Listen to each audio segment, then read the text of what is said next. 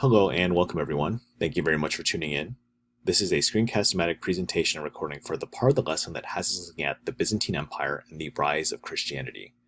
Before we get started, please let me encourage you to open up to the day's lesson and to scroll down the correct section. Please remember that you can replay any part of this presentation for detail or clarity later. Let's go and get started. Setting the stage. As you learned in Chapter 6, the Western Roman Empire crumbled in the 5th century as it was overrun by invading Germanic tribes. By this time, however, the once great empire had already undergone significant changes. It had been divided into Western and Eastern empires, and its capital had moved east from Rome to the Greek city of Byzantium. The city would become known as Constantinople, after Emperor Constantine, who made it the new capital in AD 330. Byzantium would remain as the name of the entire Eastern Empire. For nearly 1,000 years after the collapse of Western Empire, Byzantium and its flourishing capital would carry on the glory of Rome. A new Rome in a new setting. Roman leaders had divided the empire in 395 largely due to difficulties in communications between the eastern and troubled western parts of the empire. Still, rulers in the east continued to see themselves as emperors for all of Rome. In 527, a high-ranking Byzantine nobleman named Justinian succeeded his uncle to the throne of the Eastern Empire. In an effort to regain Rome's fading glory, Justinian in 533 sent his best general, Belisarius, to recover North Africa from the invading Germanic tribes. Belisarius and his forces quickly succeeded, and 2 years later, Belisarius attacked Rome and seized it from a group known as the Ostrogoths. But the city faced repeated attacks by other Germanic tribes. Over the next 16 years, Rome changed hands 6 times. After numerous campaigns, Justinian's armies won nearly all of Italy and parts of Spain. Justinian now ruled almost all the territory that Rome had ever ruled. He could now honestly call himself a new Caesar. But like the last of the old Caesars, the Byzantine emperors ruled with absolute power. They headed not just the state, but the church as well. They appointed and dismissed bishops at will, and their politics were brutal and often deadly. Emperors lived under constant risk of assassination, and of the 88 Byzantine emperors, 29 died violently, and 13 abandoned the throne to live in monasteries. Life in New Rome. A separate government and difficult communications with the West gave the Byzantine Empire its own character. Different from that of the Western Empire, the citizens thought of themselves as sharing in the Roman tradition, but few spoke Latin anymore. Most Byzantines spoke Greek. Having unified the two empires, Justinian set up a panel of legal experts to regulate Byzantium's increasingly complex society. The panel combed through 400 years of Roman law, and it found a number of laws that were in many ways outdated and contradictory. So the panel created a single uniform code known as Justinian Code. After its completion, the code consisted of 4 works. The code contained nearly 5,000 Roman laws that were still considered useful for the Byzantine Empire.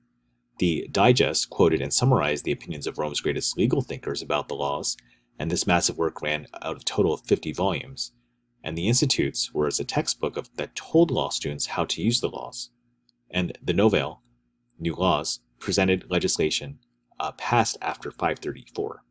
The Justinian Code decided legal questions that regulated whole areas of the Byzantine life, from marriage, slavery, property, inheritance, women's rights, and criminal justice were just some of those areas.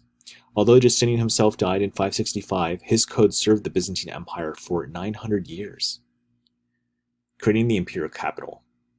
While his scholars were creating the legal code, Justinian launched the most ambitious public building program ever seen in the Roman world.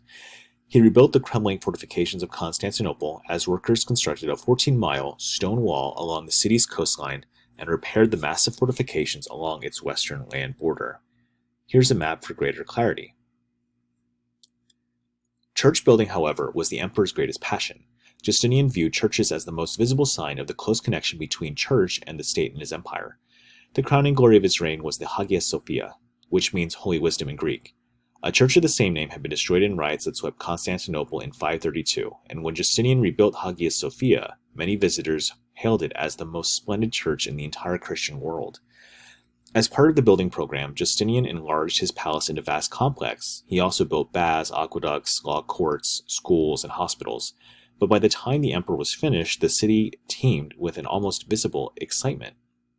Beneath such excitement, a less obvious but vitally important activity took place: the preservation of Greco-Roman culture.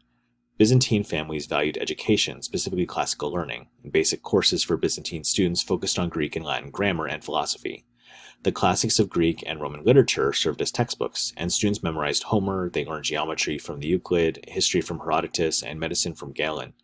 The modern world owes Byzantine scholars a huge debt for preserving many of the great works of Greece and Rome.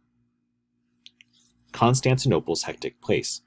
The main street running through Constantinople was the Mess, or Middle Way. Merchant stalls lined the main street and filled the side streets. Products from the most distant corners of Asia, Africa, and Europe passed through these stalls. Everywhere, food stands filled the air with smell of their delicacies, while acrobats and street musicians performed. Meanwhile, citizens could enjoy free entertainment at the Hippodrome, which offered wild chariot races and performance acts. The Hippodrome, from Greek words meaning horse and race course, held 60,000 spectators. Fans of the different teams formed rowdy gangs named for the colors worn by their heroes. And in 532, two such fan groups sparked citywide riots called the Nika Rebellion, because the mob cried Nika, or victory. Both sides were angry with the government, and they felt that city officials had been too severe in putting down a previous riot of the Hippodrome fans. They packed the Hippodrome and demanded the overthrow of Justinian. Belisarius, however, broke in with his troops and slaughtered about 30,000 rebels. Justinian had considered fleeing during the Nika rebellion, but his wife, Theodora, urged him to stay. As her husband's steely advisor, Theodora had immense power, and she rallied Justinian to remain in the capital with a fiery speech. In this primary source section, she says, "My opinion is that now is a poor time for flight, even though it brings safety. For any man who has seen the light of day will also die, but one who has seen an emperor cannot endure be a fugitive. If now you wish to go, Emperor, nothing prevents you. There is the sea, there are the steps of the boats, but take care that after you are safe, you do not find that you would gladly exchange that safety for death." The empire falls. After Justinian's death in 565, the empire suffered countless setbacks. There were street riots, religious quarrels, palace intrigues, and foreign dangers. Each time the empire moved to the edge of collapse, it found some way to revive, only to face another crisis. The Plague of Justinian. The first crisis actually began before Justinian's death, and it was a disease that resembled what we now know as the bubonic plague. This horrifying illness hit Constantinople in later years of Justinian's reign, and the plague probably arrived from India on ships infested with rats. Historians estimate that in 542, the worst year for the plague, 10,000 people were dying every day. The illness broke out repeatedly until around 700 when it finally faded. By that time, it had destroyed a huge percentage of the Byzantine population. Attacks from east and west. From the very start of the rise to power, Byzantium faced constant challenges from foreign enemies. Lombards overran Justinian's conquests in the west. Avars, Slavs, and Bulgars made frequent raids on the northern borders. The powerful Sassanid Persians attacked relentlessly in the east, and the Persians and the Avars struck against Constantinople itself in 626. And with the rise of Islam, Arab armies attacked the city in 674 and once again in 717. Russians attempted invasions of the city 3 times between 860 and 1043. In the 11th century, the Turks took over the Muslim world and fought their way slowly into Byzantine territory.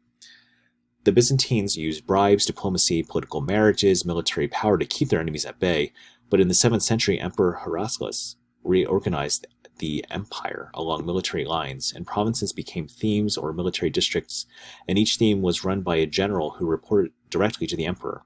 These strategies, however, could not work forever, and slowly the Byzantine Empire shrank under the impact of foreign attacks. By 1350, it was reduced to the tip of Anatolia and a strip of the Balkans. Yet thanks to its walls, its fleet, and its strategic location, Constantinople held out for another 100 years. Finally, the city fell to the Ottoman Turks in 1453.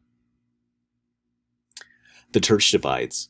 During the Byzantine Empire, Christianity underwent a dramatic development, and Christianity had begun to develop differently in the Western and Eastern Roman empires, due largely to distance and lack of contact between the two regions. As the Eastern Empire became Byzantium and flourished, those differences grew and ultimately split the church apart. A religious split. Eastern Christianity built its heritage on the works of early church fathers, and one was Saint Basil, who, around 357, wrote rules for the life of monks. Here, Saint Basil describes how monks and Christians should behave. In the primary source reading, he says, "The Christian should not be abstemious in clothing or sandals, for all this is idle boasting. He should wear cheap clothes according to the need of the body. He should consume nothing beyond what is necessary or what tends to be extravagance. And for all this is abuse. He should not strive for honor nor always seek the first place. Each one should hold all men above himself, and he should be disobedient. He should not be desirous of money, nor treasure up unnecessary things to no avail. He who approaches God ought to embrace poverty in all things and be pierced with the fear of God. Another significant figure was St. John Chrysostom, as Bishop of Constantinople from 398 to 404, and Chrysostom was a patriarch or leading bishop in the East. But even the patriarch bowed to the emperor. A controversy that tested the emperor's authority over religious matters broke out in the 8th century. In 730, Emperor Leo III banned the use of icons, religious images used by Eastern Christians to aid their devotions. The emperor viewed the use of icons as idol worship, and people responded with riots, and the clergy rebelled. In the West, the Pope became involved in the Eastern dispute and supported the use of icons. One Pope even ordered the excommunication of Byzantine Emperor, that is, they declared the emperor to be an outcast from the church. And in 843, more than 100 years after the controversy began, Empress Theodora restored icons to Eastern churches. Differences between the Eastern and Western churches continued to grow, and in 1054, matters came to a head when the Pope and the Patriarch excommunicated each other in a dispute over the religious doctrine. Shortly afterward, Christianity officially split between the Roman Catholic Church in the West and the Orthodox Church in the East. Byzantine missionaries convert the Slavs. As West and East grew apart, the two traditions of Christianity competed for converts. Missionaries from Orthodox Church, for example, took their form of Christianity to the Slavs, groups that inhabited the forests north of the Black Sea, and two of the most successful Eastern missionaries, Saint Methodius and Saint Cyril, worked among the Slavs in the 9th century. Cyril and Methodius invented an alphabet for the Slavic languages. With an alphabet, Slavs can now be able to read the Bible in their own tongues, and many Slavic languages, including Russian, are now written in what is called Cyrillic alphabet. As these missionaries carried out their work, the Slavs themselves were creating a culture that would form one of history's most influential countries, Russia. So as you guys can see, the split of the church here would have huge ramifications for Christianity and world history. You can feel free to reference this Venn diagram later on to distinguish differences between Roman Catholics and Eastern Orthodox Christians. So, as you can see, there's so much to be said and understood about the role that Christianity plays in both religion, government, and also society and culture. But my hope is that you understand a little bit more about its importance in world history and in world cultures. Thank you very much for tuning in, and good luck with completing the rest of the lesson.